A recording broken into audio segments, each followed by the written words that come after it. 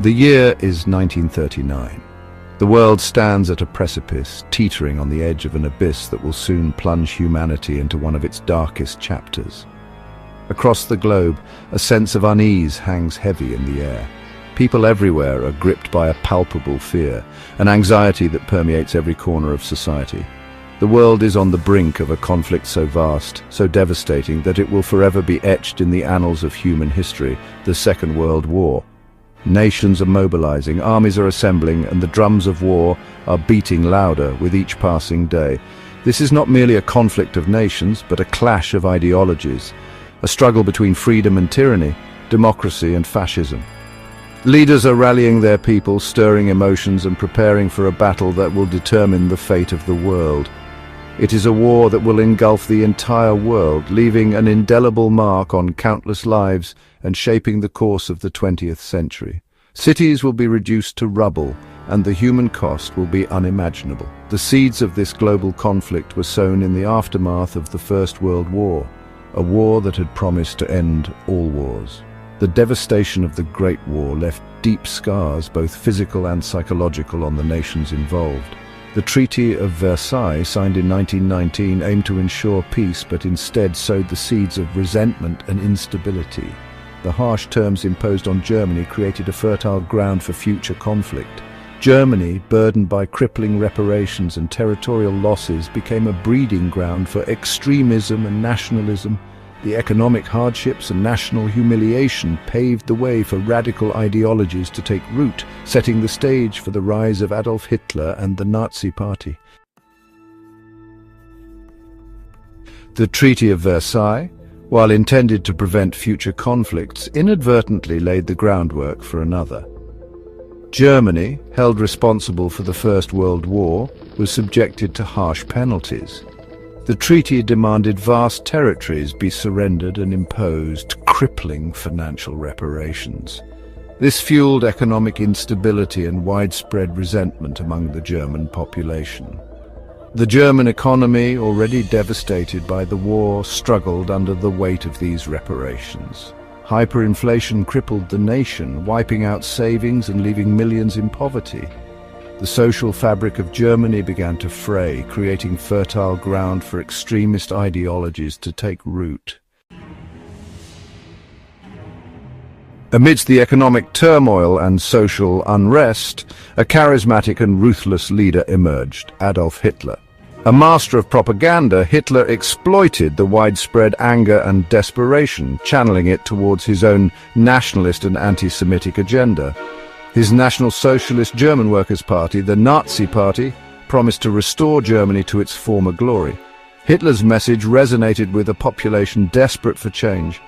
The Nazis swiftly rose to power, promising economic recovery, national unity, and a return to German dominance. Democracy crumbled, replaced by a totalitarian regime that ruthlessly suppressed opposition and promoted a dangerous ideology of racial superiority. While Europe grappled with the rise of Nazi Germany, a similar storm was brewing in the East. Driven by its own imperial ambitions, Japan, under the militaristic government, embarked on a path of aggressive expansionism in Asia. Seeking raw materials and driven by a belief in its own superiority, Japan cast a covetous eye on its resource-rich neighbors. In 1931, Japan invaded Manchuria, a region in northeastern China. This was followed by a full-scale invasion of China in 1937, marking the beginning of the Second Sino-Japanese War. The international community watched with growing alarm as Japan's military machine steamrolled through Asia, its actions a clear violation of international law. Section 5. A World at War. The year 1939 marked a turning point in history, the official start of World War II. This global conflict would become one of the deadliest and most widespread wars in human history, involving more than 100 million people from over 30 countries. On September 1st, Germany, under Hitler's command, launched a blitzkrieg attack on Poland, its tanks and aircraft crashing through Polish defenses. This aggressive strategy aimed to quickly overwhelm and incapacitate the enemy, setting the stage for further invasions. 2 days later, Great Britain and France, bound by treaty obligations, declared war on Germany. This marked the beginning of a long and grueling conflict that would engulf the entire world.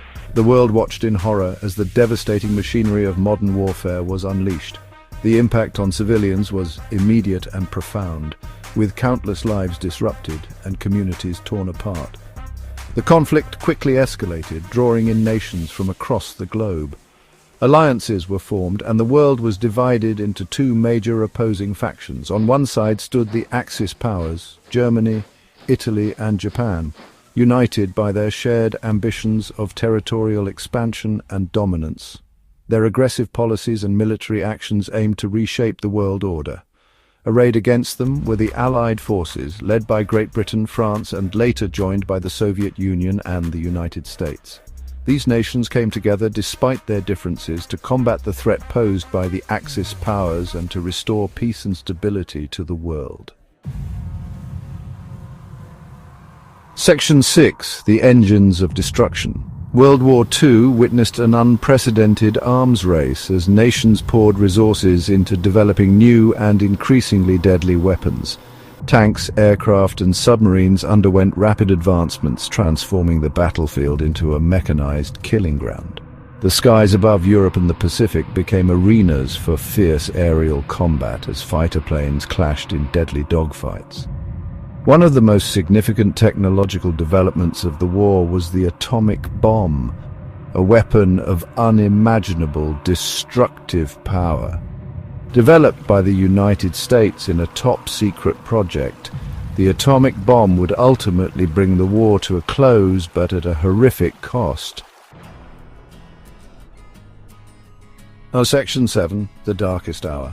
As the war raged on, it exacted a horrific toll on human life and dignity. Millions perished on the battlefields and in bombing raids, while countless others suffered under occupation, their homes and lives destroyed. But amidst the carnage, one act of barbarity stood out for its sheer scale and depravity: the Holocaust. Driven by Nazi ideology that deemed Jews and other minorities as inferior, the Holocaust was a systematic campaign of genocide. Millions of Jews, Roma, homosexuals, and political opponents were rounded up and sent to concentration camps where they were subjected to forced labor, torture, and mass extermination. The horrors of the Holocaust serve as a stark reminder of the depths of human cruelty and the devastating consequences of unchecked hatred and prejudice. Section 8. The Tide Turns. For years, the Axis powers seemed unstoppable.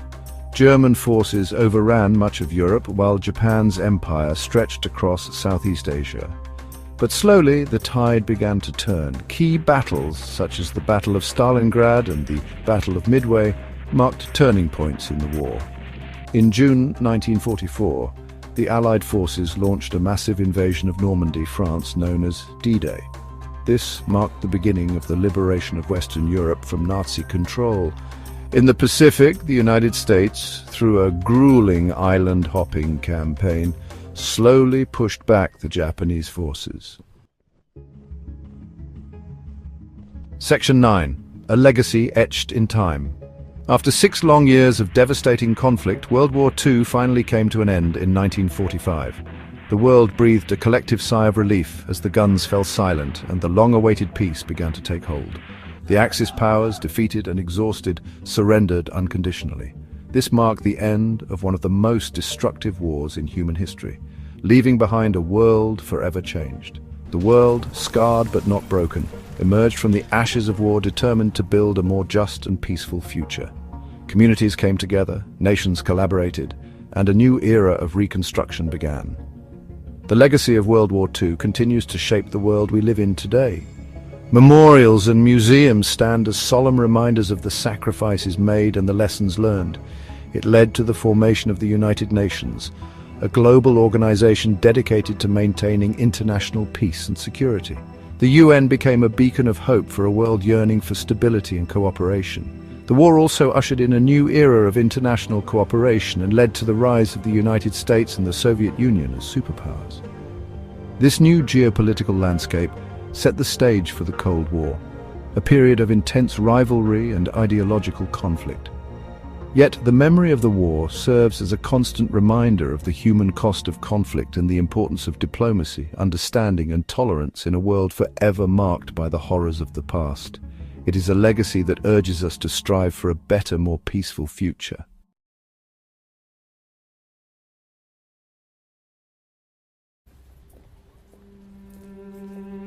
Imagine the year is 1919. The world is trying to recover from the devastation of World War I, a conflict that lasted from 1914 to 1918 and involved many of the world's great powers. The war was fought on a scale never seen before, with new technologies like tanks, machine guns, and chemical weapons causing unprecedented destruction and loss of life. World War I, a terrible war, has just ended. The battlefields are littered with the remnants of war, and soldiers are returning home, many of them scarred physically and emotionally. The war has left deep wounds in the hearts of nations and individuals alike. Millions of people are dead, entire cities have been reduced to rubble, and countless families are mourning the loss of loved ones. The world is in a state of shock and grief, trying to come to terms with the scale of the tragedy that has unfolded. The countries that won the war meet in France to make a treaty, a document to make sure there's peace. This meeting is known as the Paris Peace Conference, and it is held at the opulent Palace of Versailles. Leaders from around the world gather to negotiate the terms of peace and to ensure that such a devastating conflict never happens again. This treaty, signed in a fancy palace called Versailles, would become super famous, but not for good reasons. The Treaty of Versailles is intended to be a symbol of hope and a new beginning, but it soon becomes clear that its terms are harsh and punitive, especially towards Germany. It actually led to another world war, even worse than the first one. The Treaty of Versailles is often cited as one of the main causes of World War II, as the harsh conditions imposed on Germany create a sense of resentment and a desire for revenge. You see, the Treaty of Versailles was like punishing Germany, the country that lost the war. The treaty places full blame for the war on Germany, forcing them to accept responsibility for the conflict and its consequences. They had to say it was all their fault, pay a lot of money, give up land, and couldn't even have a big army. The reparations demanded by the treaty are enormous, placing a heavy financial burden on Germany. Additionally, the treaty requires Germany to cede significant territories and to drastically reduce the size of its military. The leaders who made the treaty, especially a man named Georges Clemenceau from France, thought they were keeping everyone safe. Clemenceau, along with other leaders like Woodrow Wilson from the United States and David Lloyd George from the United Kingdom, believes that their harsh terms will prevent Germany from ever becoming a threat again. But making Germany so upset only made them angry and want revenge later on.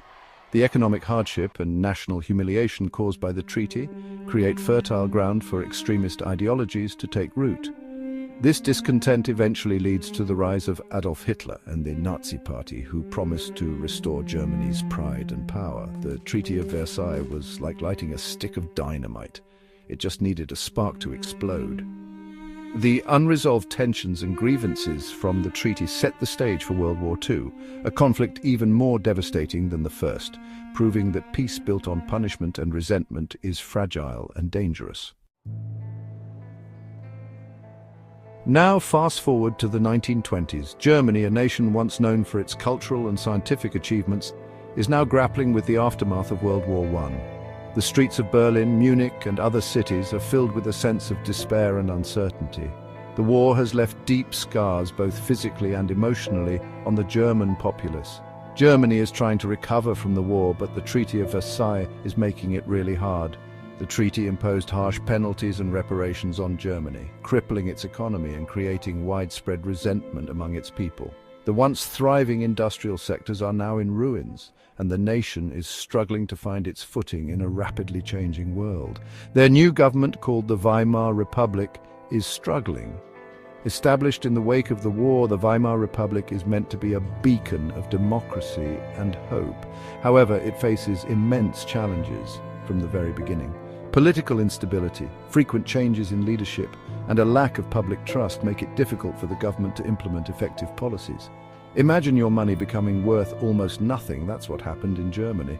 Hyperinflation hits the country hard. with prices skyrocketing to unimaginable levels.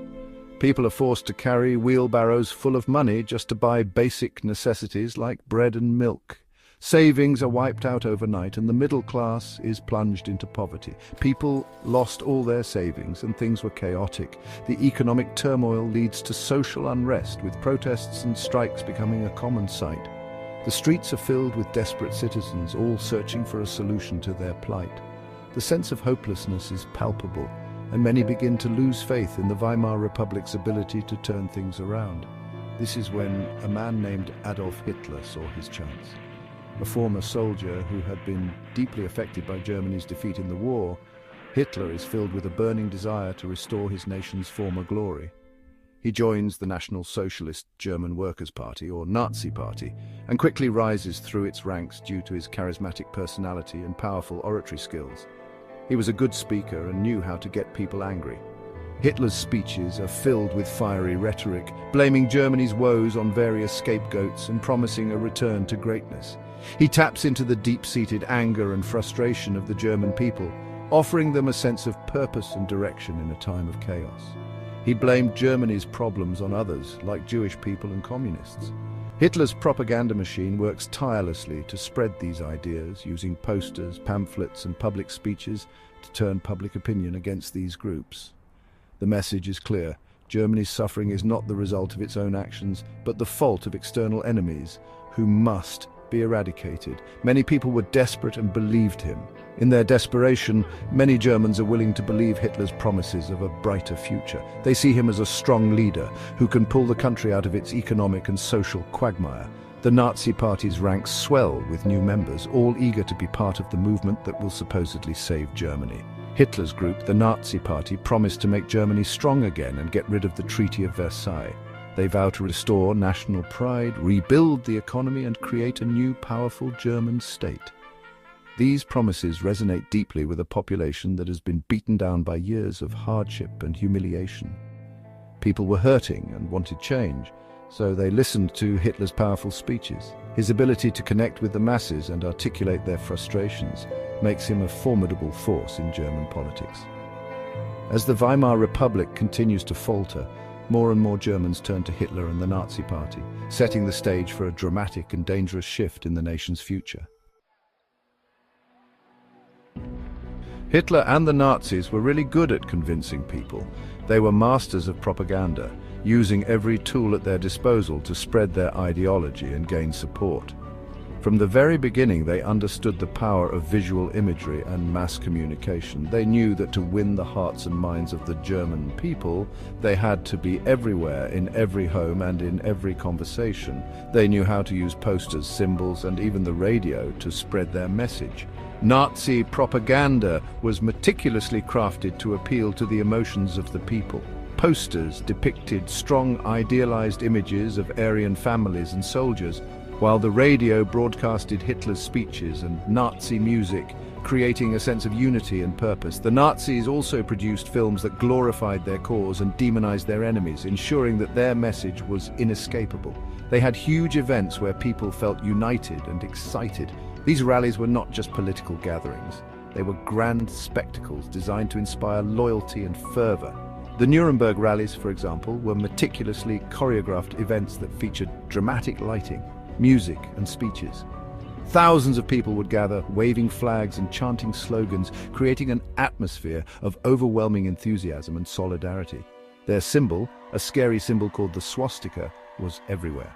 The swastika became a ubiquitous presence in German life, appearing on flags, armbands, buildings, and even everyday items. It was a constant reminder of the Nazi presence and their claim to power. The symbol was designed to be intimidating and to convey a sense of strength and dominance, reinforcing the idea that the Nazis were an unstoppable force. Hitler's speeches on the radio promised to bring back Germany's glory. He spoke with passion and conviction, tapping into the deep-seated desires and frustrations of the German people. His rhetoric was filled with promises of economic revival, national pride, and a return to greatness. For many Germans who had suffered through the hardships of the Weimar Republic and the humiliation of the Treaty of Versailles, Hitler's words were a beacon of hope. He said he would fix the economy and make Germany powerful again.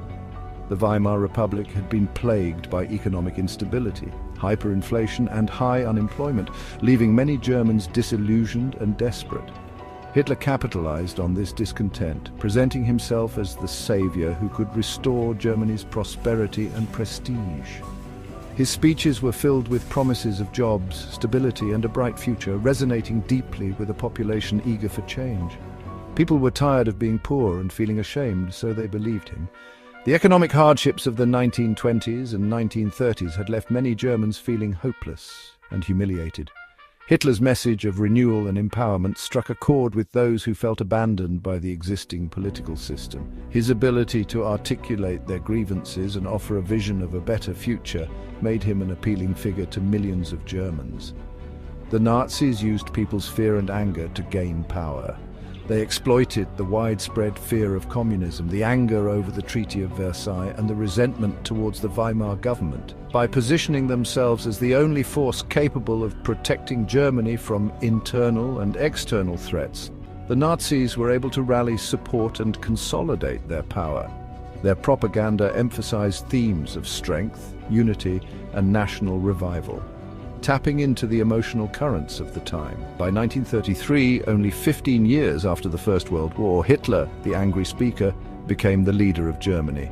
His rise to power was swift and dramatic, a testament to the effectiveness of Nazi propaganda and the deep-seated discontent within German society. As Chancellor, Hitler quickly moved to consolidate his power, dismantling democratic institutions and establishing a totalitarian regime. His ascent marked the beginning of a dark and tumultuous chapter in world history, one that would have devastating consequences for millions of people.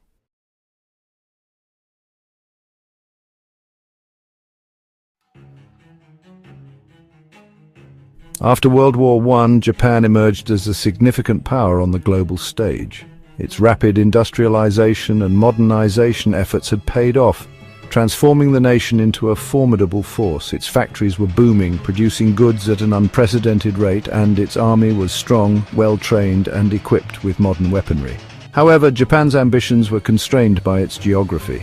As an island nation, it lacked sufficient natural resources to sustain its growing industrial and military needs. To overcome this limitation, Japan looked to the Asian mainland, particularly for essential resources like coal and iron. Additionally, it sought new markets to sell its industrial goods, aiming to expand its economic influence. This aggressive pursuit of expansion and resources inevitably put Japan on a collision course with its neighbors, leading to increased tensions and conflicts. Manchuria, located in northeastern China, was particularly attractive to Japan. It was rich in natural resources, and Japanese businesses had already established a presence there, making it a prime target for further expansion. Japanese military leaders viewed Manchuria as a crucial part of their grand strategy to build a vast empire in Asia.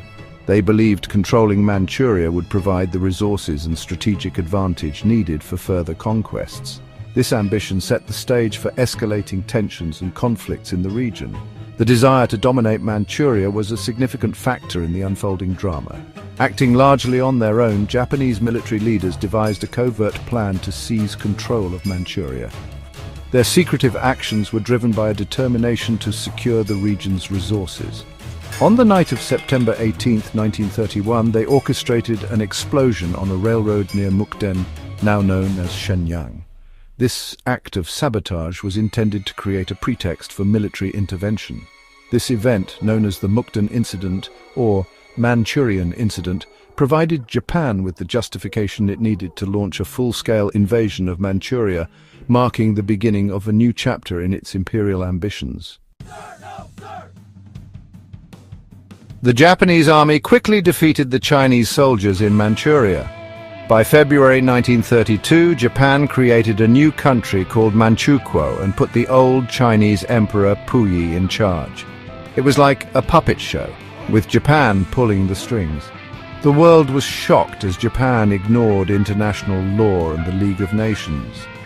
The League, created after World War I to stop future wars, faced its first big challenge. China asked the League for help. The League told Japan to leave Manchuria, but Japan refused. The League didn't have any real power, so it couldn't stop Japan. The United States, dealing with the Great Depression, only complained a little. European countries didn't want to get involved in a war so far away.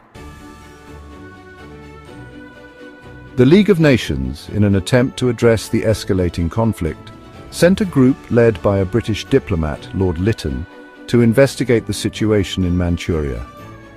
This mission was seen as a crucial step in maintaining international peace and order.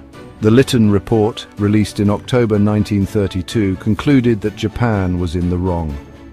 It was a significant document that aimed to hold Japan accountable for its aggressive actions. The report stated that Japan's claims of acting in self-defense were unfounded. It recommended that Manchuria be returned to Chinese sovereignty, with the League of Nations overseeing the transition to ensure stability in the region. Japan, however, was infuriated by the findings of the report and, in a dramatic move, decided to withdraw from the League of Nations in 1933. This marked a significant turning point in international relations.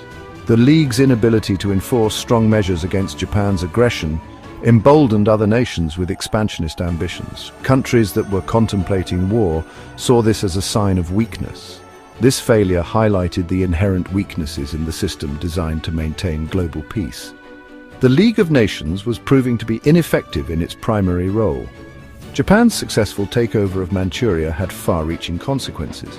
It not only altered the balance of power in the region, but also set a dangerous precedent. The incident demonstrated that the concept of collective security, where countries work together to ensure mutual safety, was flawed. The League of Nations was unable to fulfill its promise of maintaining peace. This emboldened other aggressive nations, such as Italy and Germany, to pursue their own territorial ambitions, leading to further instability and conflict in the years that followed. Feeling powerful after taking Manchuria, Japan continued to attack China. On July 7, 1937, a fight between Japanese and Chinese soldiers near the Marco Polo Bridge close to Beijing turned into a big war. This was the start of the Second Sino-Japanese War.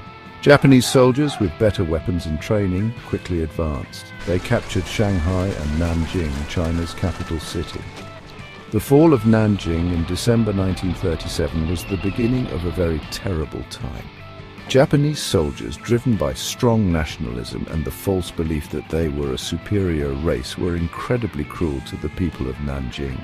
The Nanjing Massacre, also called the Rape of Nanking, is a horrible example of the cruelty of war.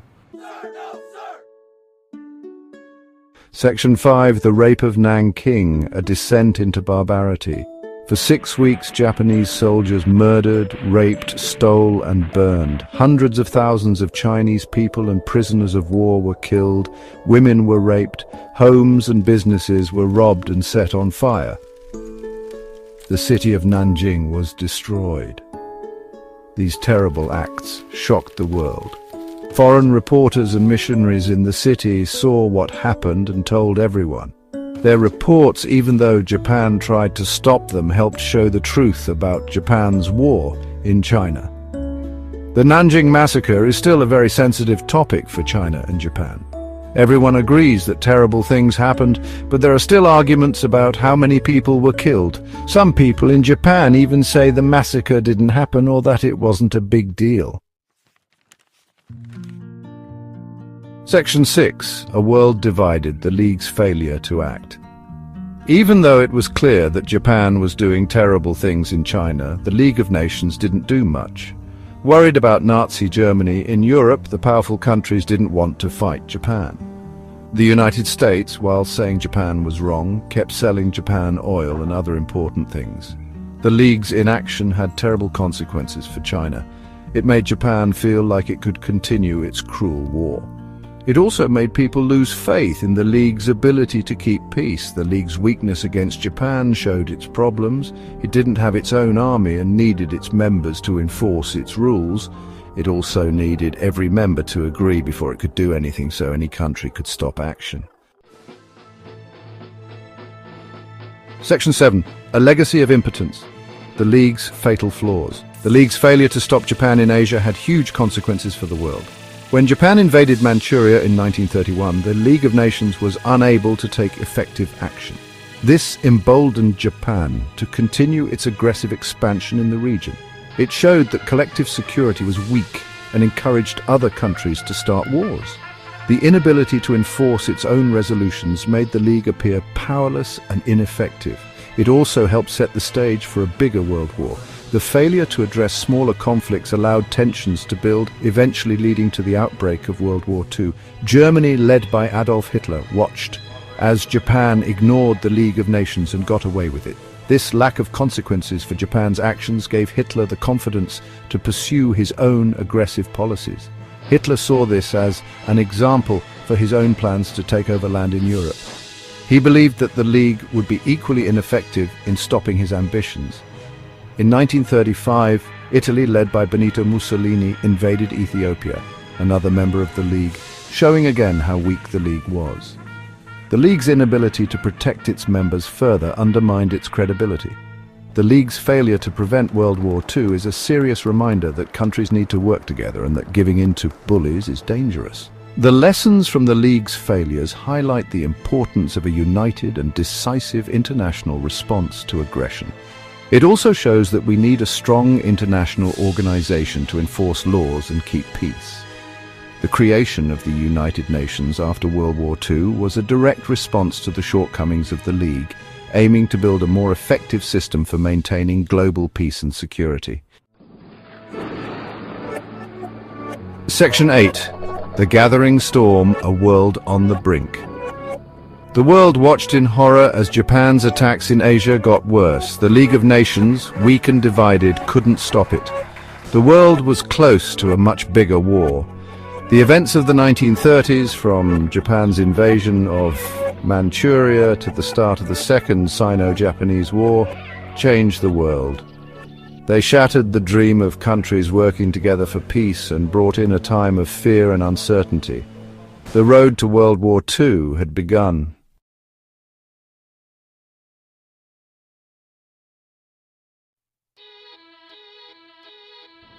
September 1st, 1939, didn't bring sunlight. Instead, it brought a dark and ominous beginning to what would become one of the most devastating conflicts in human history. It brought the loud roar of airplane engines and the boom of bombs, shattering the early morning silence and signaling the start of a brutal invasion. Germany, ruled by Adolf Hitler, attacked Poland with a ferocity that the world had never seen before. Hitler's ambitions were clear: to expand German territory and power at any cost. This wasn't a war like the old days with trenches and long standoffs. The strategies of World War I were obsolete in the face of this new kind of warfare. This was blitzkrieg lightning war, a strategy designed to strike quickly and decisively, overwhelming the enemy before they could mount a proper defense.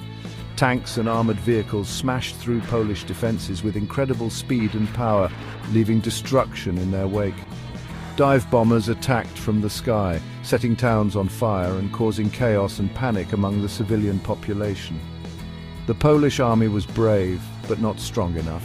Despite their courage and determination, they were outmatched by the superior German forces. They fought back fiercely, engaging in intense firefights and holding their ground as best as they could.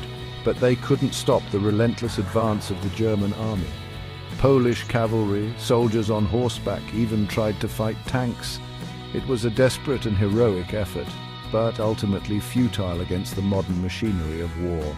Regular people had to leave their homes, becoming refugees in their own country. Families were torn apart and entire communities were displaced.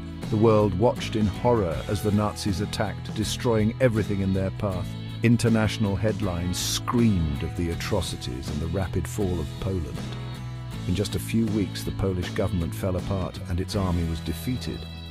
The speed and efficiency of the German attack were unprecedented. This was blitzkrieg, a scary show of military power that changed how wars were fought. It demonstrated the terrifying potential of modern warfare. The Germans moved incredibly fast, their forces advancing with a speed that left their enemies scrambling to respond. They went around small groups of Polish soldiers still fighting, attacking important cities and railroads instead. This strategy of bypassing strong points and focusing on key targets was highly effective. Warsaw, Poland's capital city, was soon surrounded and attacked from the air and ground. The city faced relentless bombardment and was quickly overwhelmed. Even though they were losing, the Polish people were incredibly brave. Resistance fighters and civilians alike took up arms to defend their homeland. They fought in the streets, even inside houses. Urban combat was fierce and brutal, with every building and street becoming a battleground. But their bravery couldn't stop what was going to happen. The overwhelming force of the German military was too much to withstand. On September 17th, as the Polish government escaped to another country, a new enemy attacked from the east. The situation went from dire to catastrophic. The Soviet Union, which had a secret deal with Germany, invaded Poland too. This betrayal sealed Poland's fate, trapping it between two powerful and ruthless enemies. Trapped between two powerful enemies, Poland was taken over, a scary sign of the terrible things to come. The invasion of Poland marked the beginning of a dark chapter in world history. The Molotov-Ribbentrop Pact, signed just before Poland was invaded, was a sneaky and selfish agreement. It was a non-aggression treaty between Nazi Germany and the Soviet Union, but it had hidden motives and secret clauses that would change the course of history. On the surface, it looked like a peace treaty between Germany and the Soviet Union, two countries with very different ideas and ideologies. However, beneath this facade of diplomacy, there were darker intentions at play. But secretly, they agreed to divide Eastern Europe between themselves. This meant that Poland, the Baltic states, and other regions were carved up without their consent, leading to immense suffering and loss of sovereignty for these nations. Hitler wanted this pact for two main reasons. Firstly, he aimed to avoid a two-front war, which had been a significant challenge for Germany during World War I. By securing peace with the Soviet Union, he could focus his military efforts on Western Europe, launching aggressive campaigns in France, Belgium, and other countries, without worrying about an immediate threat from the east. Secondly, Hitler was eyeing the vast resources in the Soviet-controlled territories. The oil fields, metal mines, and other natural resources were crucial for sustaining his war machine and ensuring the German military had the supplies it needed. Stalin, the Soviet leader, had his own ambitions. He wanted to expand the Soviet Union's territory and create a buffer zone between his country and Germany. This would provide a strategic advantage and a sense of security against potential invasions. Countries all over Europe were shocked by the pact. The agreement between two powerful and ideologically opposed nations was unexpected and alarming. It disrupted the balance of power and created a sense of betrayal among European nations. They had trusted each other for protection, but now they saw how dangerous these two leaders really were. The pact revealed the extent of their ambitions and the lengths they would go to achieve their goals, even if it meant betraying their allies. Small countries like the Baltic states, Finland and Romania were now in danger from both Germany and the Soviet Union.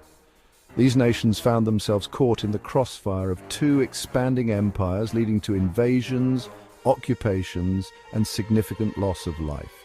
This pact was clearly wrong. It was a cynical and opportunistic move that disregarded the sovereignty and rights of smaller nations. The international community condemned the agreement, but the damage had already been done. It meant that countries lost their freedom because of a secret deal. The people of these nations suffered under occupation, facing harsh conditions, repression, and the loss of their cultural identities. It was the start of a very bad time in Europe. The Molotov-Ribbentrop Pact set the stage for World War II, leading to widespread destruction, displacement, and the loss of millions of lives. The pact would cause problems for both Hitler and Stalin later. Their alliance was one of convenience, not trust, and it eventually fell apart, leading to further conflict and betrayal. Hitler got what he wanted for a while, but now he had a powerful enemy in the east.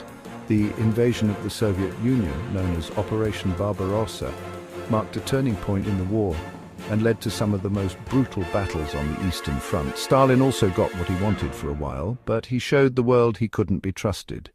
His actions during and after the pact left a legacy of distrust and highlighted the ruthless nature of his regime. When Poland was defeated, everyone in Europe was worried. The swift and brutal defeat of Poland sent shockwaves across the continent, leaving many to wonder what would happen next. Britain and France declared war on Germany because they had promised to help Poland. This declaration was a bold move, signaling their commitment to stand against German aggression. But then, something strange happened. Despite the declaration of war, there was an eerie calm on the Western Front. There wasn't much fighting on the western side of Europe. The expected large-scale battles and rapid movements did not materialize. This time, from late 1939 to early 1940, was called the Phony War, or the Sitzkrieg, meaning sitting war. It was a period marked by inactivity and a deceptive sense of peace.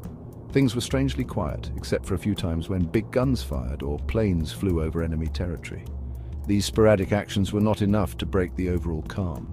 It seemed strange that millions of soldiers were facing each other, but no one was attacking. The tension was palpable, as both sides waited for the other to make a move. But secretly, both sides were busy getting ready. They built stronger defenses, trained their soldiers, and stockpiled weapons and prepared for a big fight. The quiet was merely a facade, hiding the intense preparations underway. The Phony War helped Germany. It gave them time to consolidate their gains in Poland and strengthen their position. They could control Poland, get more supplies, and plan their next attack. This period of inactivity was used to their advantage. German propaganda, or their government's messages, said this quiet time meant Germany was strong and their enemies were weak. They used this narrative to boost morale and maintain public support. This quiet time also tricked people in both countries. Many civilians began to believe that the worst was over and that peace might be restored. They started to think everything would be all right, but that wasn't true. The deceptive calm was just the prelude to a much larger conflict. The Phony War couldn't last, the tension was building, and everyone knew it was only a matter of time before the real fighting began. Everyone knew a big fight was coming. The anticipation was almost unbearable as both sides braced for the inevitable clash. They just didn't know when or where it would start. The uncertainty added to the tension, making the deceptive lull even more unsettling.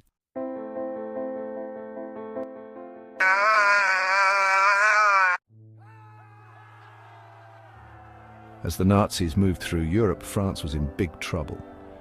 In June 1940, after Paris was captured, the French government surrendered to Germany. This led to the Vichy government, a French government controlled by Germany.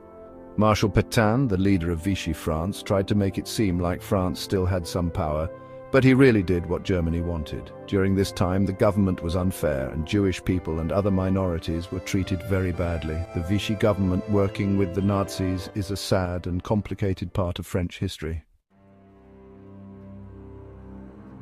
As the Nazis attacked, they took control of important things like factories, mines, and good places to attack from. They did this to make their army stronger and to stop their enemies from fighting back. After France was defeated, Britain was the only country still fighting Germany. Led by Winston Churchill, Britain refused to give up. Even though German planes bombed them constantly, the British people were incredibly brave and didn't quit. All over the countries Germany had taken over, people started fighting back. Regular people secretly fought against the Nazis. Their bravery gave hope to others who wanted to stop the Nazis. War is terrible. Millions of people died. Families were separated, and towns and cities were destroyed. The horrible things that happened in concentration camps and to regular people showed just how awful war is. It reminds us of the true cost of fighting.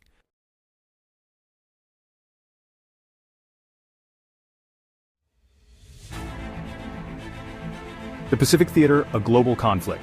World War II was a global conflict. It engulfed nations across continents, from the beaches of Normandy to the jungles of Southeast Asia. While the European theater often takes center stage, the Pacific War was equally significant. It was a clash of ideologies, a fight for resources, and a struggle for survival. This essay will delve into the key turning points of the Pacific War, highlighting the events that shaped the course of history and led to the ultimate Allied victory. The Pacific War was characterized by its vast distances, treacherous terrain, and brutal fighting conditions. From the frozen wastelands of Alaska to the scorching deserts of North Africa, soldiers on both sides faced unimaginable hardships. The war at sea was equally fierce, with aircraft carriers, battleships, and submarines engaging in deadly duels across the Pacific Ocean. the Pacific War had a profound impact on the geopolitical landscape of the world. It led to the decline of European colonialism, the rise of the United States and the Soviet Union as superpowers, and the emergence of new nations in Asia and Africa.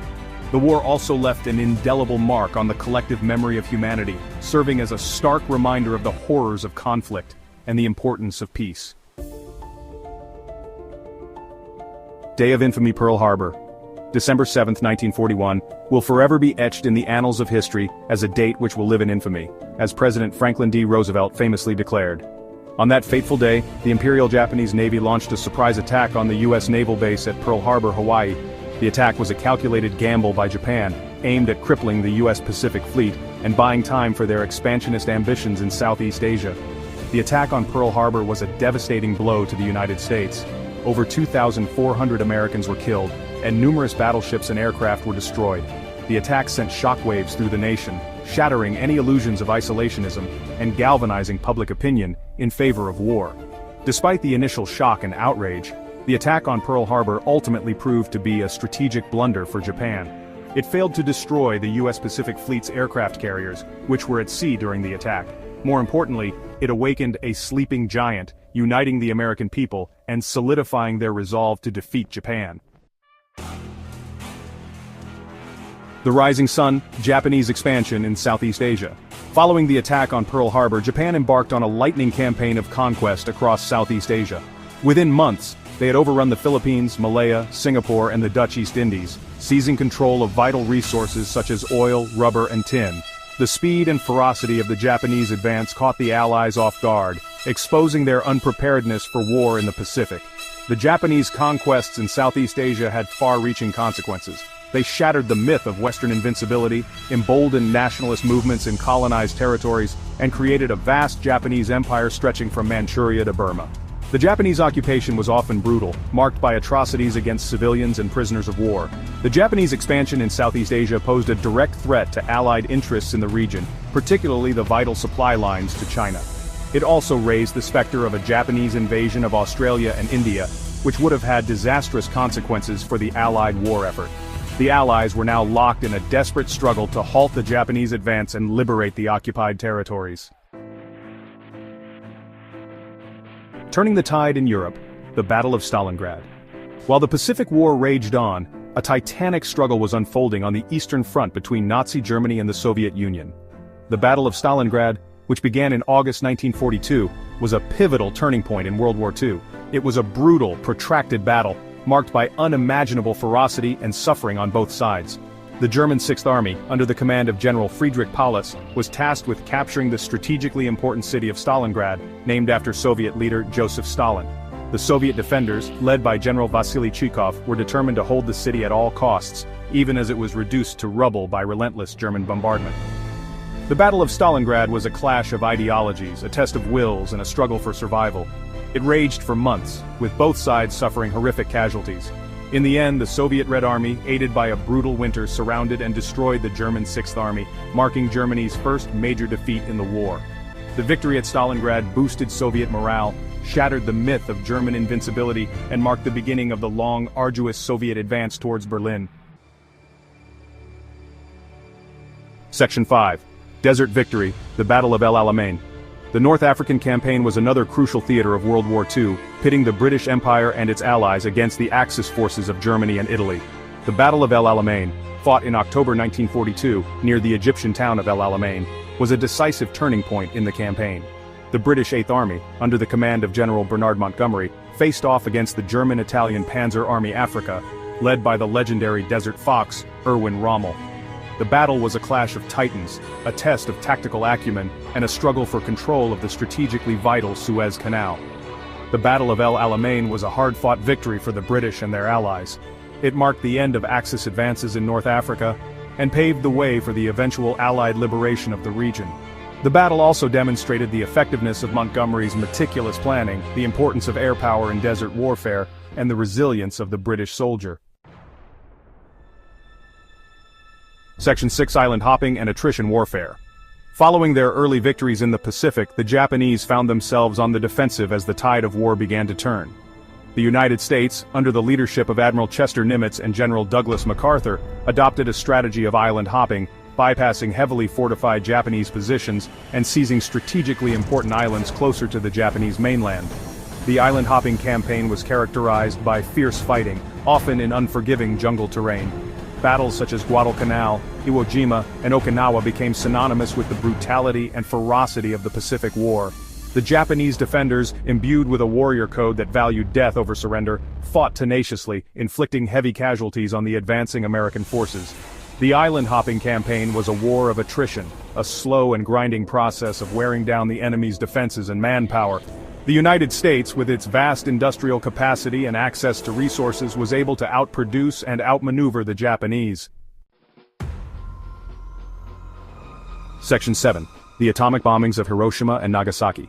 As the Allied forces closed in on the Japanese mainland, the war entered its final, tragic chapter. In August 1945, the United States dropped atomic bombs on the Japanese cities of Hiroshima and Nagasaki, marking the first and only use of nuclear weapons in warfare. The atomic bombings of Hiroshima and Nagasaki were events of unprecedented destruction and horror. The bombs instantly killed tens of thousands of people and left countless others with radiation sickness and long-term health problems. The bombings shocked the world and ushered in the nuclear age, forever altering the course of human history. The decision to use atomic bombs on Japan remains a subject of intense debate and controversy. Proponents argue that the bombings were necessary to end the war quickly and save lives, while critics contend that they were morally reprehensible and constituted a war crime. Regardless of one's stance on the issue, the atomic bombings of Hiroshima and Nagasaki serve as a stark reminder of the devastating power of nuclear weapons and the imperative of nuclear disarmament. Section 8. Legacy of the Pacific War. The Pacific War had a profound and lasting impact on the world. It led to the decline of European colonialism, the rise of the United States and the Soviet Union as superpowers, and the emergence of new nations in Asia and Africa. The war also left an indelible mark on the collective memory of humanity, serving as a stark reminder of the horrors of conflict and the importance of peace. The Pacific War also had significant technological and military innovations. The development of radar, jet engines, and nuclear weapons revolutionized warfare and had far-reaching consequences for the post-war world. The Pacific War also highlighted the importance of international cooperation and the need for a rules-based international order. The establishment of the United Nations in 1945 was a direct response to the horrors of World War II and a commitment to prevent future conflicts. Section 9. Conclusion. A world transformed. The Pacific War was a transformative event in human history. It was a clash of civilizations, a struggle for survival, and a testament to the resilience of the human spirit. The war left an indelible mark on the world, shaping the geopolitical landscape, technological advancements, and the course of international relations for decades to come. The lessons of the Pacific War are as relevant today as they were over 70 years ago. The war reminds us of the fragility of peace, the importance of diplomacy and dialogue, and the devastating consequences of unchecked aggression. As we navigate the complexities of the 21st century, we must never forget the sacrifices made by those who fought and died in the Pacific War and strive to create a more peaceful and just world for all.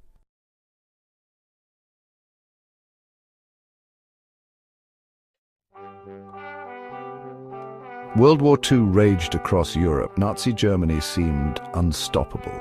The Axis powers had swept through the continent, leaving destruction in their wake. Cities lay in ruins, and the morale of the Allied forces was at an all-time low. The world watched in despair as the Nazi regime tightened its grip on Europe. The stakes had never been higher, and the future of the free world hung in the balance. But then came June 6, 1944. This date would mark a significant turning point in the war. The Allied forces had been planning a massive operation for months, one that would change the course of history. The meticulous preparations, the gathering of troops, and the strategic planning all led to this pivotal moment. This date would forever be known as D-Day, the day when the Allied forces launched the largest seaborne invasion in history. The beaches of Normandy were the chosen battleground, and the operation was codenamed Operation Overlord. The success of this mission was crucial for the liberation of Europe. On this day, Allied forces launched a massive invasion of Nazi-occupied France. Thousands of soldiers, sailors, and airmen from the United States, the United Kingdom, Canada, and other Allied nations took part in this monumental effort. The beaches of Normandy were divided into 5 sectors: Utah, Omaha, Gold, Juno, and Sword. Each sector presented its own unique challenges and dangers. The operation, codenamed Operation Overlord, targeted the beaches of Normandy. The planning for this operation was extensive and involved deception tactics to mislead the Germans about the actual landing site. The Allies created a phantom army, complete with inflatable tanks and fake radio transmissions, to convince the Germans that the invasion would occur at Pas-de-Calais. It was the largest seaborne invasion in history. Over 156,000 Allied troops crossed the English Channel on D-Day. The naval fleet consisted of over 5,000 ships and landing craft, while the skies were filled with thousands of aircraft providing support. The sheer scale of the operation was unprecedented. The stakes were incredibly high. The success of the invasion was not guaranteed, and the risks were enormous. The soldiers knew that failure could mean a prolonged war, an even greater loss of life. The tension and anticipation were palpable as they prepared to face the formidable German defenses. Success meant opening a new front against Germany in the west. This would relieve pressure on the Soviet Union in the east and create a two-front war that the Germans would struggle to sustain. The liberation of France would also pave the way for the eventual defeat of Nazi Germany. Failure could have meant a very different outcome to the war. The challenges were immense. German defenses were strong. The beaches were heavily fortified with bunkers, artillery, and obstacles designed to repel an amphibious assault. The Germans had also laid extensive minefields and barbed wire to slow down the advancing troops. The Atlantic Ocean was a treacherous barrier to cross. The weather conditions were unpredictable, and the rough seas posed a significant challenge to the landing craft. The success of the invasion depended on a narrow window of favorable weather, and any delay could have jeopardized the entire operation. The Allies needed a plan that was both daring and meticulous. The planning involved coordination between multiple branches of the military and the integration of intelligence from various sources. The success of the operation hinged on precise timing and flawless execution. They needed to catch the Germans by surprise and overcome their defenses. The element of surprise was crucial, and the Allies employed various tactics to achieve it. Paratroopers were dropped behind enemy lines to disrupt communications and create confusion. The naval bombardment and aerial attacks were designed to soften the German defenses before the main assault. The fate of millions rested on the success of this operation. The soldiers who stormed the beaches of Normandy displayed extraordinary courage and determination. Their actions on D-Day would go down in history as a testament to the resilience and bravery of the Allied forces. The liberation of Europe had begun, and the world would be forever changed by their sacrifice. The planning for Operation Overlord was a massive undertaking involving meticulous coordination and strategic foresight. This operation, which would later be known as D-Day, required the combined efforts of the best military minds of the time. It involved military leaders from several countries, including the United States, who brought their unique perspectives and expertise to the table. The collaboration was unprecedented, with each nation contributing its strengths and resources.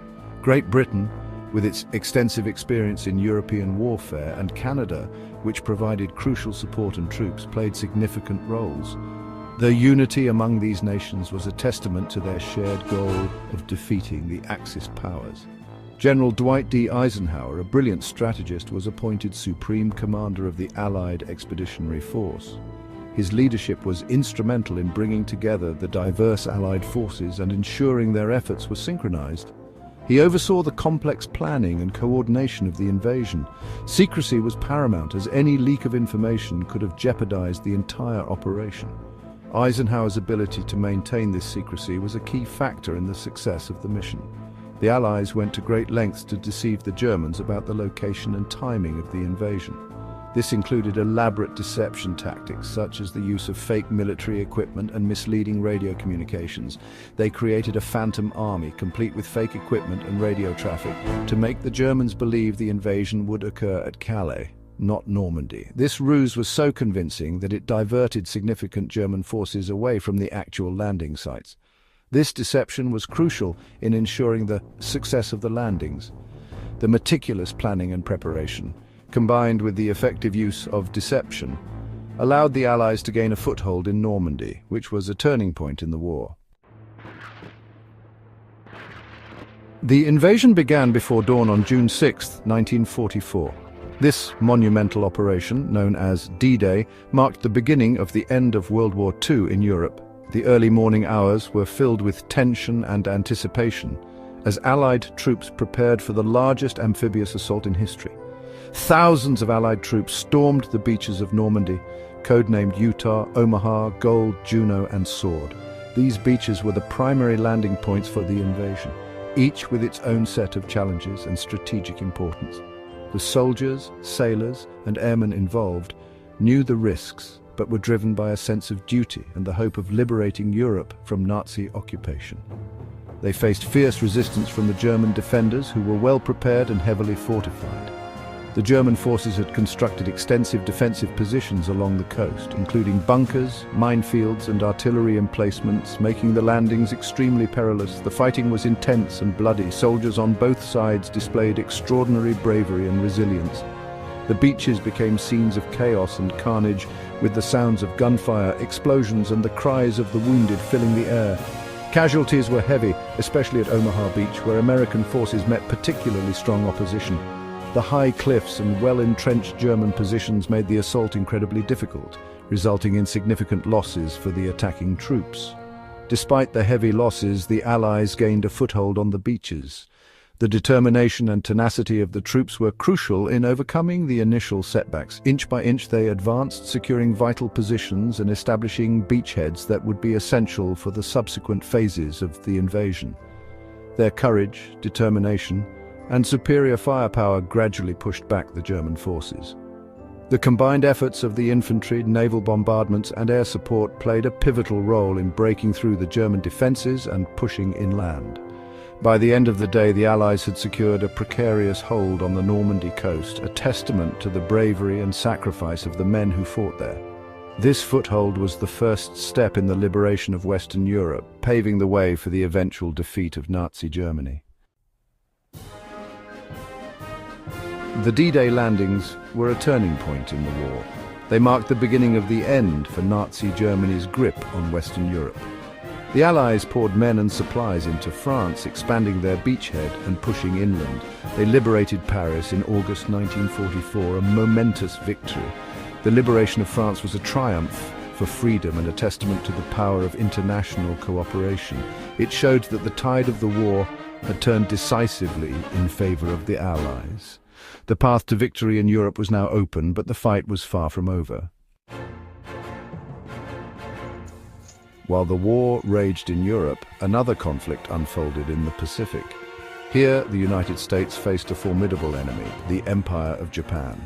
The Pacific War was characterized by vast distances, challenging island terrain, and a determined Japanese resistance. Japan's surprise attack on Pearl Harbor in 1941 had plunged the United States into war. The early months of the conflict were difficult for the Americans. They suffered a series of defeats and the Japanese seemed unstoppable. However, the tide began to turn in 1942.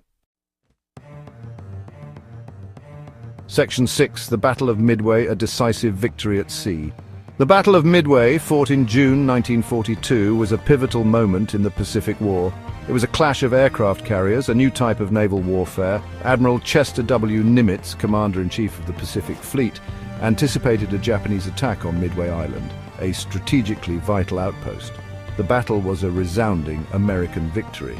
The US Navy, aided by codebreakers who had cracked Japanese communications, inflicted heavy losses on the Japanese fleet. They sank 4 Japanese aircraft carriers, a devastating blow from which the Japanese Navy never fully recovered. Section 7, Turning the Tide, the Impact of Midway. The Battle of Midway marked a turning point in the Pacific War. It shifted the balance of naval power from Japan to the United States. Japan's ability to wage offensive war was severely crippled. The victory boosted American morale and set the stage for a series of Allied offensives. The United States had proven its ability to defeat the Japanese at sea. The road to victory in the Pacific would be long and arduous, but the tide had turned. Section 8, Island hopping, a strategy for victory. To defeat Japan, the United States adopted a strategy known as island hopping. This involved capturing strategically important islands while bypassing heavily fortified Japanese positions. The goal was to establish a series of air bases and naval bases closer and closer to Japan.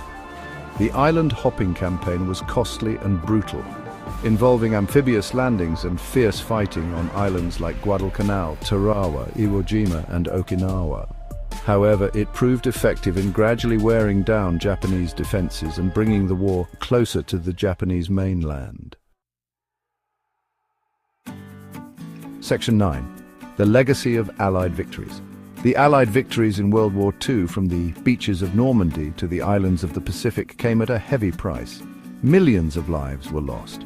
But these victories secured freedom for millions more. They demonstrated the power of international cooperation and the indomitable spirit of those who fought for a better world. The lessons learned during the war about the importance of unity, resolve, and sacrifice continue to resonate today. The Allied victories in World War II stand as a testament to the human capacity for courage, resilience, and the enduring pursuit of peace.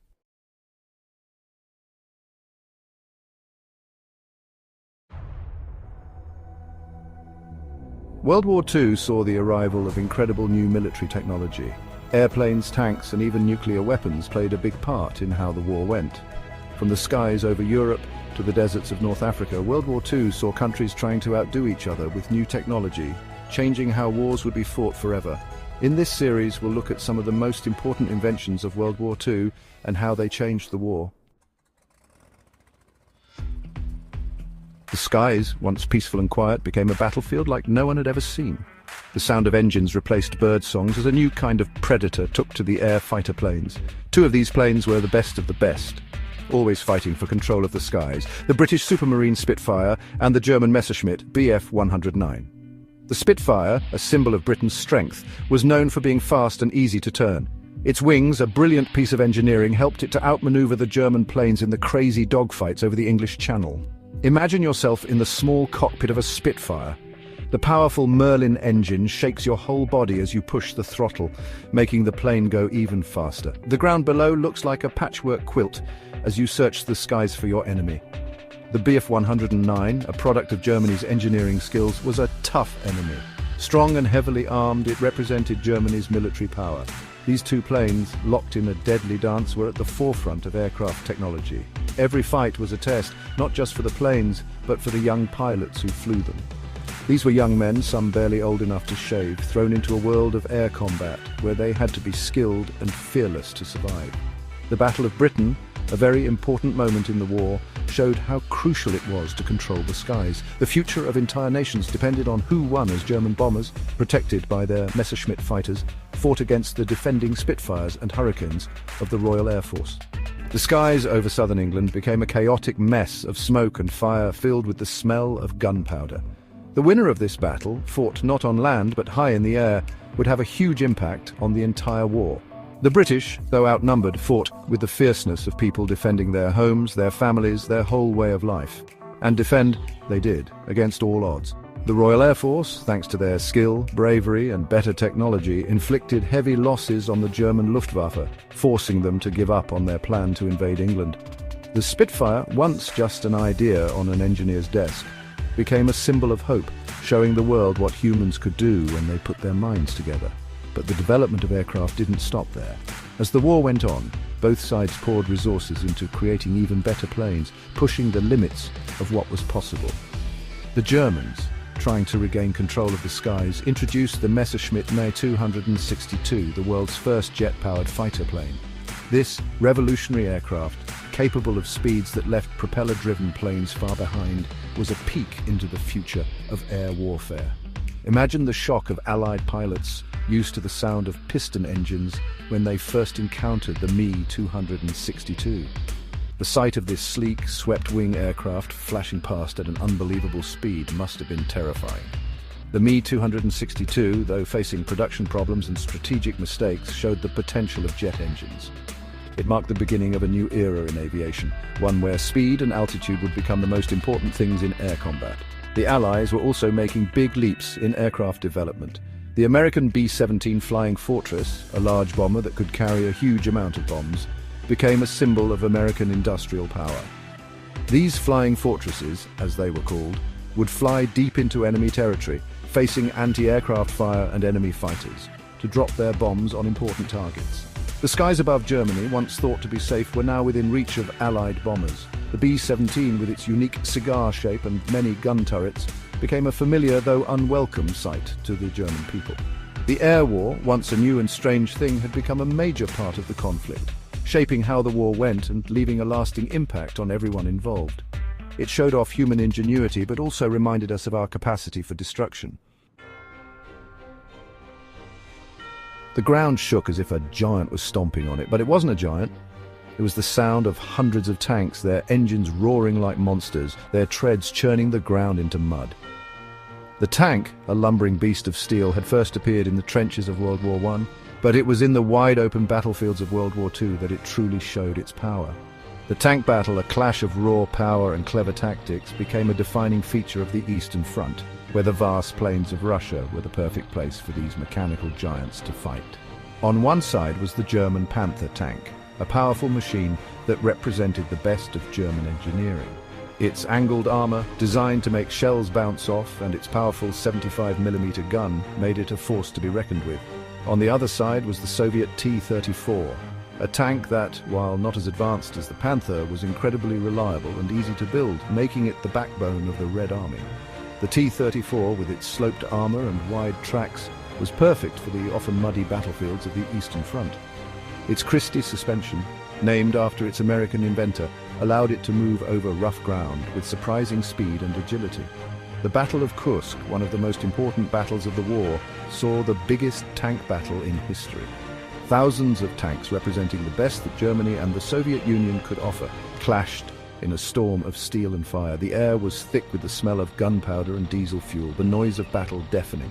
Imagine yourself inside a T-34 tank. The air is heavy with the smell of sweat, oil and fear.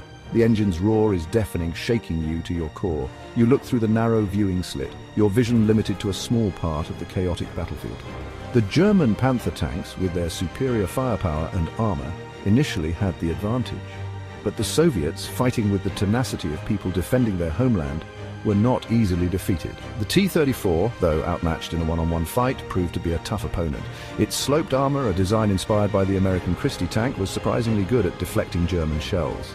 The T-34's wide tracks, designed for the muddy conditions of the Eastern Front, gave it an advantage in the churned-up terrain. The Battle of Kursk, a brutal, grinding battle that raged for weeks, ultimately ended in a decisive Soviet victory.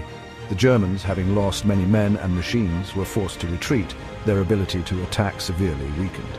The T-34, once considered a crude and simple machine, had proven its worth in battle. It became a symbol of Soviet resilience, a testament to the ingenuity and determination of the Russian people. The tank, once a novelty of war, had become a decisive factor in battles and ultimately the war itself. Chapter 3. The Dawn of a New Age. In the world of science, a new era was beginning, one that filled some with hope and others with fear. The race to unlock the secrets of the atom had begun, and the stakes had never been higher. This wasn't about land or resources, but about controlling the very power that held the universe together. In secret laboratories hidden deep underground, a select group of scientists worked tirelessly, driven by a shared purpose and a chilling understanding of the destructive power they were unleashing. The Manhattan Project, a top-secret American effort, brought together some of the most brilliant minds of the time. Physicists, chemists, engineers, all united by a single goal: to harness the power of the atom and create the most destructive weapon the world had ever seen. The challenges were immense, the obstacles daunting. The very nature of the atom, mysterious and unpredictable, seemed to defy human understanding. Yet, driven by a sense of urgency and fueled by the fear that Nazi Germany might be doing the same research, the scientists pressed on. The world had no idea of the momentous events unfolding in these secret labs. The pressure of the war added to the tension, each day a reminder of the terrible fighting happening around the globe. The result of their efforts, the atomic bomb, was a testament to human ingenuity, but it also cast a dark shadow over the future. This new weapon, with its unimaginable destructive power, could potentially end the war, but at what cost? The decision to use the atomic bomb was not made lightly. It was a decision filled with moral and ethical dilemmas, one that would have consequences for generations to come.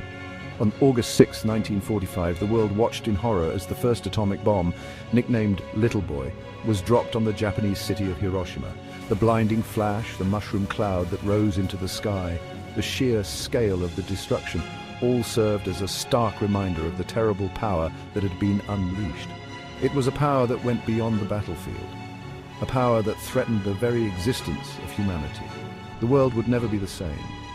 The atomic bomb, a product of human ingenuity, had ushered in a new era, one defined by the constant threat of nuclear annihilation.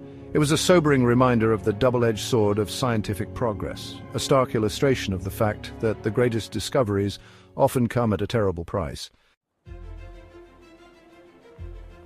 From airplanes and tanks to breaking codes and spying, technology changed the course of World War II. These innovations weren't just ways to win battles, but also the beginning of a new kind of warfare. The war wasn't just a fight between armies, but also a battle of minds. World War II left a complicated legacy. It's a story of bravery and sacrifice, of invention and destruction. It's a story that reminds us of the best and worst that humans are capable of.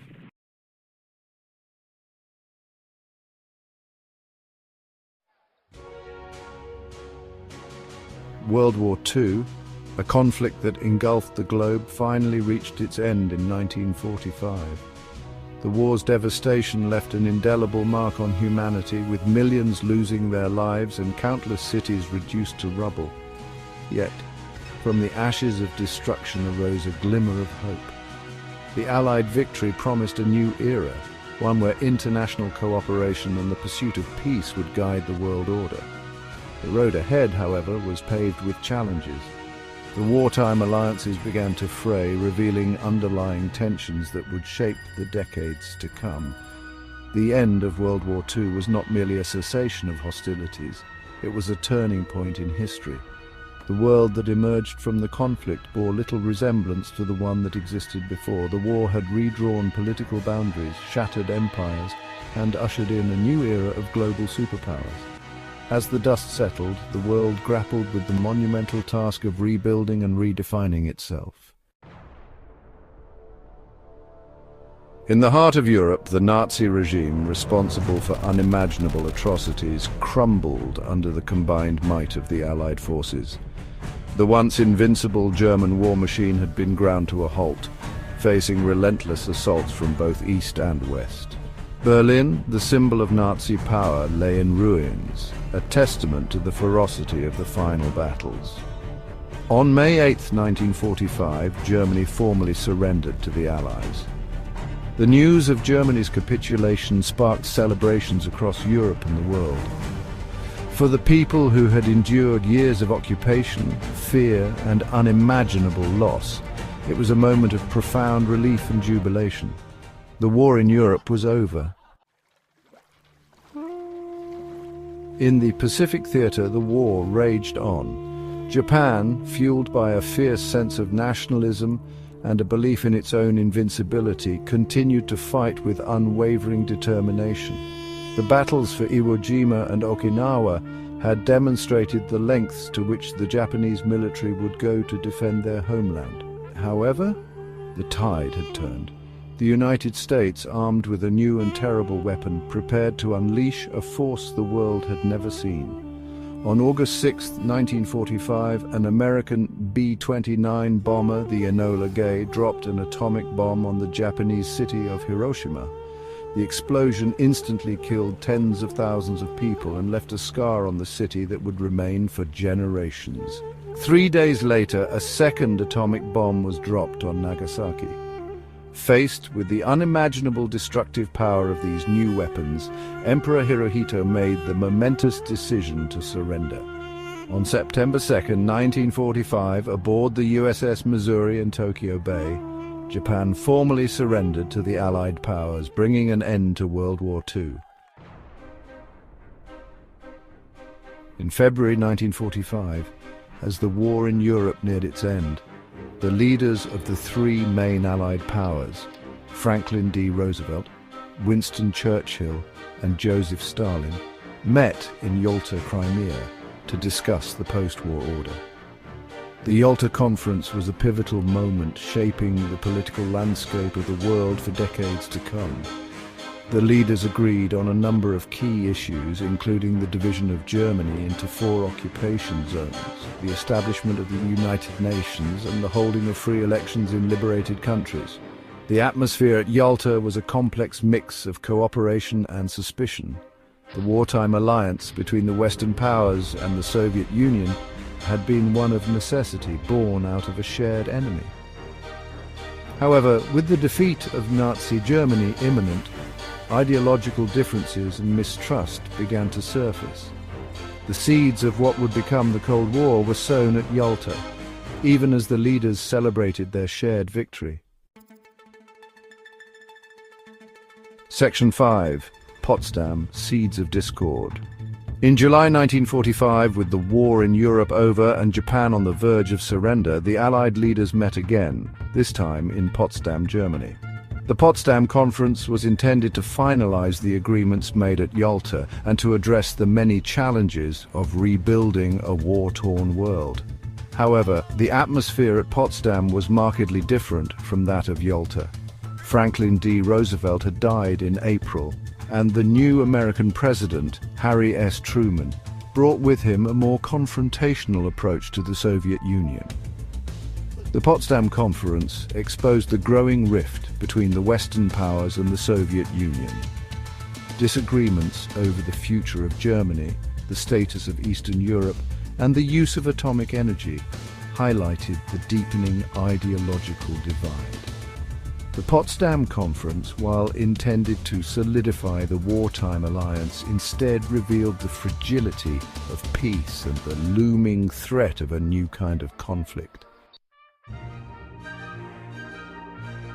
Section 6. A New Hope, the Birth of the United Nations. Amidst the escalating tensions of the early Cold War, a beacon of hope emerged. On October 24, 1945, the United Nations officially came into existence. Founded on the principles of international cooperation, diplomacy, and the peaceful resolution of conflict, the UN represented the aspirations of a world weary of war.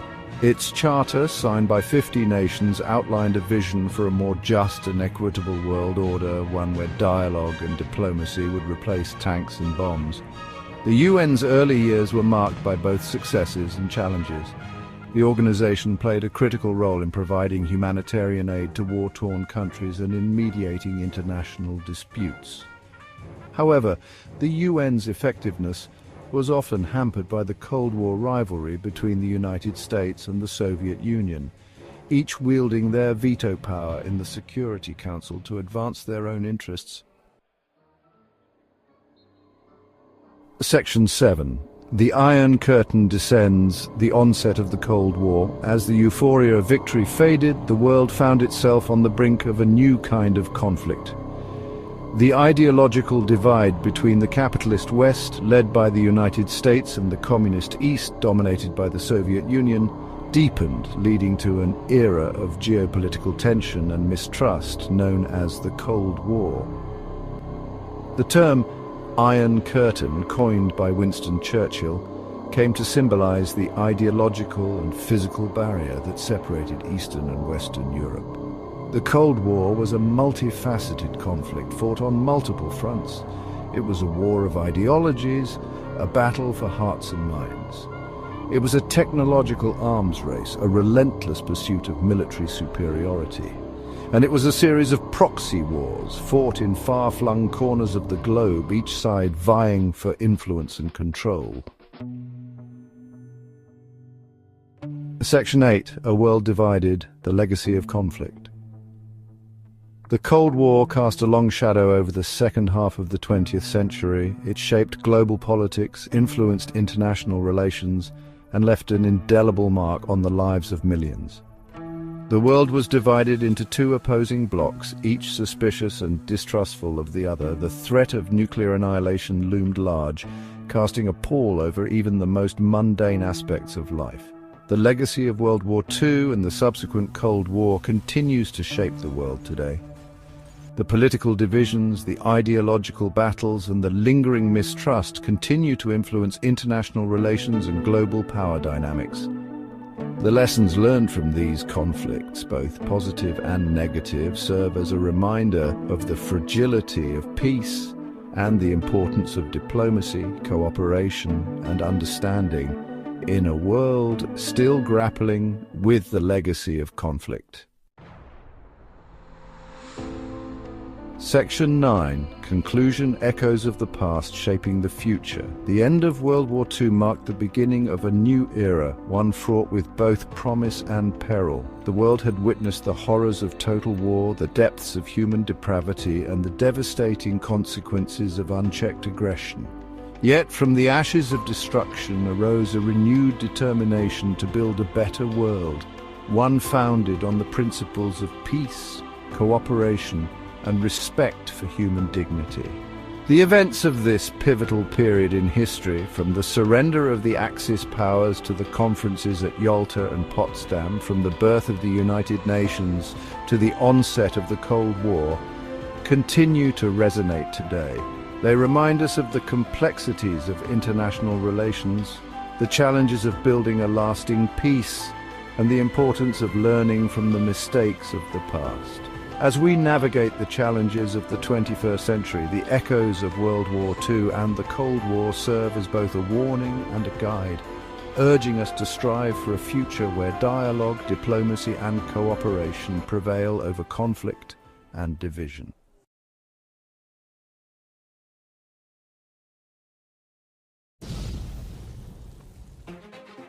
The year is 1945. The world stands at a crossroads, emerging from the shadows of a devastating conflict. The guns have fallen silent after years of unimaginable destruction. The echoes of war still linger in the air, a haunting reminder of the chaos that once reigned. World War II, a conflict unlike any before it, has left an indelible mark on humanity. Soldiers return home, but the world they knew has changed forever. Millions lie dead, victims of a conflict that swept across the globe, touching nearly every corner of the world. The scale of loss is almost incomprehensible. Cities, once vibrant centers of life, are reduced to rubble. The destruction is vast, leaving behind a landscape of desolation and despair. The economies of nations, great and small, lay in ruins, factories stand silent, and the machinery of progress is halted. The physical scars of war are evident, but the psychological wounds run even deeper, a haunting reminder of the horrors endured. The trauma is etched into the minds of those who survived. The world in 1945 is a world grappling with the immensity of loss. Families mourn their loved ones, and communities struggle to come to terms with the devastation. The sheer scale of death, the millions upon millions lost, is staggering. War cemeteries stretch as far as the eye can see, a somber testament to the cost of conflict. Families torn apart by conflict, their lives irrevocably changed. Refugees wander in search of a new beginning, carrying with them the weight of their experiences. The survivors, haunted by their experiences, face the daunting task of rebuilding their lives and their world. The road to recovery is long and fraught with challenges. Amidst the ruins, a profound sense of grief and uncertainty hangs heavy in the air. The future is unclear and the path forward is shrouded in doubt. Yet even in the face of such devastation, the indomitable spirit of humanity flickers. People come together, driven by a shared determination to rebuild and heal. From the ashes of war, a determination to rebuild and to forge a new path, a better future, begins to emerge. The resilience of the human spirit shines through the darkness. The year 1945 marks not only the end of a global conflict, but the beginning of a new era, one shaped by the lessons learned from the devastating consequences of war. It is a time of reflection and hope. The world, forever changed by the events of the preceding years, embarks on the long and arduous journey towards recovery and renewal. Nations strive to rebuild and communities seek to heal. The trauma of World War II extended far beyond the battlefield. The societal impacts are profound, affecting generations to come. The horrors of the Holocaust, the systematic genocide perpetrated against Jews and other minority groups, shook the world to its core. The memory of these atrocities serves as a stark reminder of the depths of human cruelty.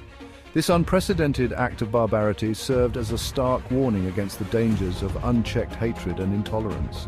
The world must remain vigilant to prevent such horrors from recurring.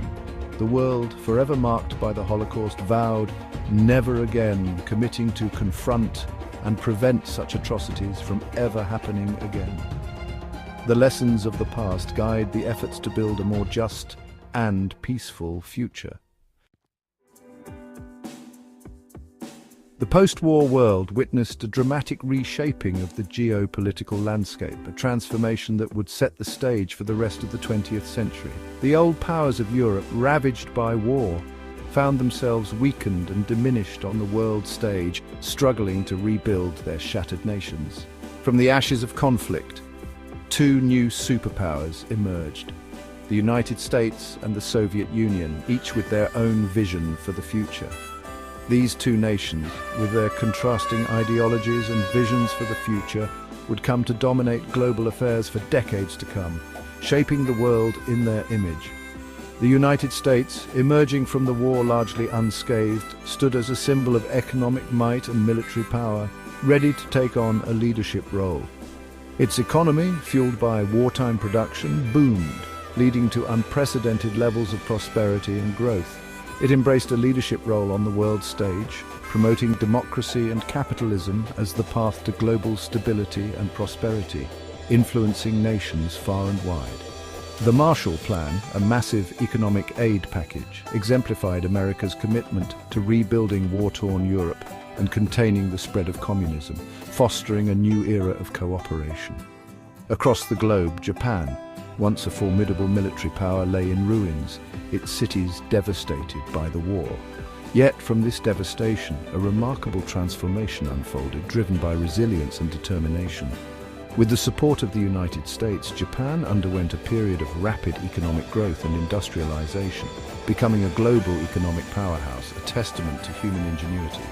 This remarkable recovery stood as a testament to the resilience of the human spirit and the transformative power of peace and cooperation, showcasing the potential for renewal.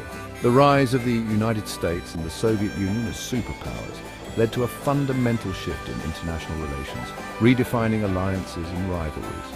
The world, once defined by multipolarity, entered a new era, the Cold War, characterized by a tense standoff between East and West. This ideological struggle between East and West, between communism and capitalism, would shape global politics for the next 4 decades, influencing every corner of the globe. It was a period of intense rivalry, marked by proxy wars, espionage, and the constant threat of nuclear annihilation, a time of great uncertainty and tension. The Cold War cast a long shadow over the post-war world, dividing it into two armed camps: the Western Bloc, led by the United States, and the Eastern Bloc, dominated by the Soviet Union.